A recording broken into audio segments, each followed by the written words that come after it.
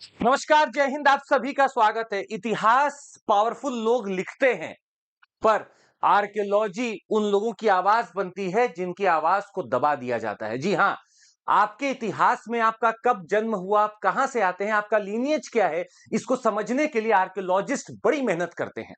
और ऐसी ही एक मेहनत और उसकी लगभग बहुत बड़ी कड़ी चलती हुई आ रही है पिछले कई सालों से, जो आज हम आपको दिखाने वाले स्क्रीन पर। तमिलनाडु के मदुरई से कुछ चंद लम्हों की दूरी पर है किलाड़ी। और किलाड़ी में एक एक्सकवेशन हो रहा है, जहां पर एक बेहतरीन आर्कियोलॉजिस्ट 2014 से 17 तक आर्कियोलॉजी के पूरे टूल्स को इस्तेमाल करके एक्सकवेट कर रहे थे, और पता चला कि वाकई में यह साइट बड़ी पुरानी है। पर ना जाने क्यों इस साइट के ऊपर इतनी आज राजनीति हो चुकी है कि तमिलनाडु के सीएम और तमिलनाडु की पार्टीज बताती हैं कि हम फर्स्ट हैं, पहले सिविलाइजेशन है, और हमारे नॉर्दर्न की तरफ के लोग बोलते हैं कि भाई प्रथम तो हम हैं। मतलब भारत में प्रथम तौर पर सिविलाइजेशन पे कौन निकल कर आ रहा है, इसके ऊपर विवाद छिड़ चुका है। पर यहां पर कुछ लोग हैं जो मीडिया में फैक्चुअल एरर फैला रहे हैं। इस टॉपिक को समझने के लिए आपका हमें 2 मिनट बस चाहिए, बढ़िया से समझिएगा। खिलाड़ी की बात कर रहे हैं, जिनको आप देख रहे हैं इस समय। इनका नाम है श्री अमरनाथ रामकृष्णा जी। ये इस समय डायरेक्टर के पद पर तैनात हैं आर्कियोलॉजी में, और इनका फिलहाल ट्रांसफर चल रहा है। आप लोगों ने आईएएस आईपीएस के ट्रांसफर तो सुने होंगे, आर्कियोलॉजी विभाग में भी ट्रांसफर्स होते हैं, ये हमने अब जाना। इन्होंने 2014 से 17 तक एक जगह काम किया तमिलनाडु के किलाड़ी में, और 982 पेजेस की रिपोर्ट सबमिट की। इस रिपोर्ट्स में बड़े खुलासे हुए, पर इस रिपोर्ट को आज कहां दबा दिया गया है कि ये दिख नहीं रही, मिल नहीं रही। और यहां तक कि आर्कियोलॉजिकल सर्वे ऑफ इंडिया ने तो इन्हें कुछ करने को भी कहा। हम आपको एक और चीज बता दें, आर्कियोलॉजिकल सर्वे ऑफ इंडिया ने इनकी खोज को बोला कि आपके पास अभी भी समय है, अपनी रिपोर्ट को रिवाइज कर दीजिए। इन्होंने साफ मना कर दिया कि मैं अपनी रिपोर्ट को रिवाइज नहीं करूंगा, यह बिल्कुल सत्य है, तक ये जितने आपके सबूत है उसके हिसाब से है, और पुख्ता सबूत है इनके पास। इन्होंने मना कर दिया। इसको देखते हुए शायद हो सकता है ट्रांसफर ऑर्डर्स आने लगे। इनको सबसे पहले तो भेज दिया गया आसाम में कि जाइए वहां पे खुदाई करिए, उसके बाद इनको नई दिल्ली भेज दिया गया, और इसके बाद इन्हें ग्रेटर नोएडा भेज दिया गया। सारे ट्रांसफर 2 साल, 2 महीने, 3 साल ऐसे होने लगे। ये भी परेशान थे, पर इन्होंने अपने बात पर अड़िग रखे अपने आप को। ये खैर, हम आपको ये बता दें, आपको भी बहुत बेहतरीन चीज हम बताने वाले, पर पहले ये सुन लीजिए कि अगर आपको जुड़ना है हमारे साथ, फ्लैट 50% ऑफ और 6 महीने तक का एक्सटेंशन। किस कोड पर? सीएमसी कोड पर। ऐप डाउनलोड करिए, जुड़ जाइए, हमारी क्लासेस चालू होने वाली है। ये ऑफर बहुत लिमिटेड है, मतलब कल खत्म हो जाएगा। आइए, किलाड़ी में मिला क्या। किलाड़ी में सबसे बड़ी बात जो निकल कर आई कि सर 18,000 से ज्यादा घड़े, आर्टिफैक्ट्स, पुरानी चीजें, टूल्स, वेपन्स ये मिलने लगे।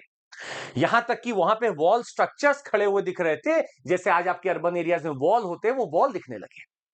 इस पूरे किलाड़ी एक्सकवेशन में सबसे इंपॉर्टेंट बात यह थी कि यहां कोई भी रिलीजन एंगल नहीं मिला, मतलब ये पूरा सेक्युलर था। अच्छा, यहां पर ड्रेनेज सिस्टम मिलता है, वेल्स मिलते हैं, और साफ दिखने लगा कि ये एक अर्बन सोसाइटी है।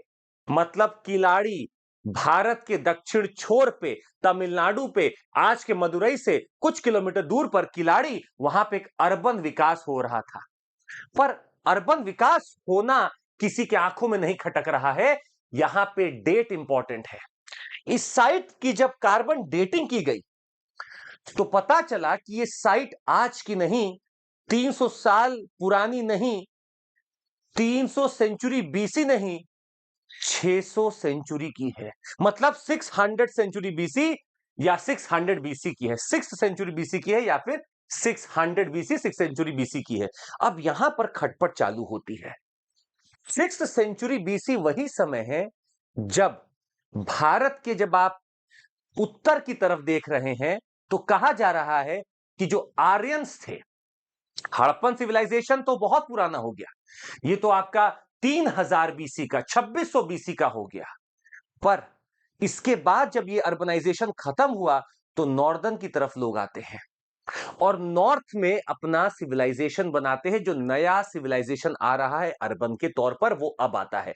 तो नॉर्थ में भी 6 सेंचुरी बीसी ही है जब नॉर्दर्न में सिविलाइजेशन बन रहा है, और साउथ में भी बन रहा है। पर यही सबसे बड़ा यहां का विवाद बनता है।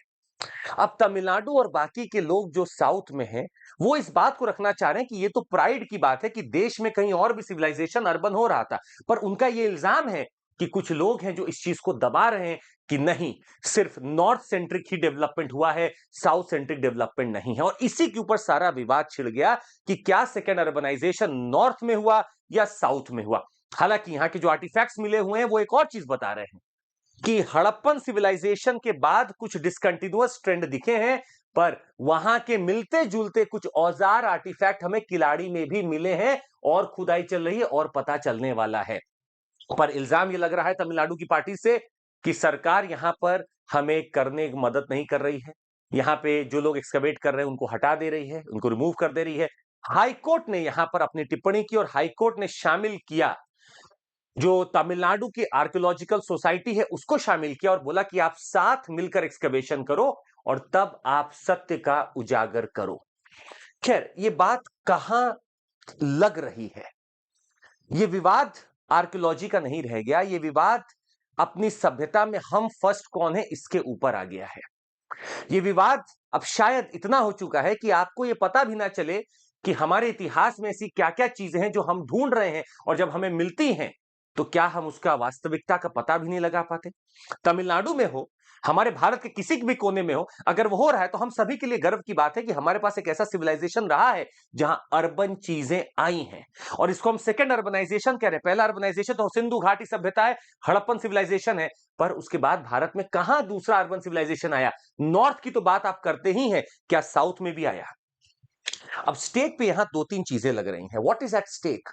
आज किस बात की जंग है?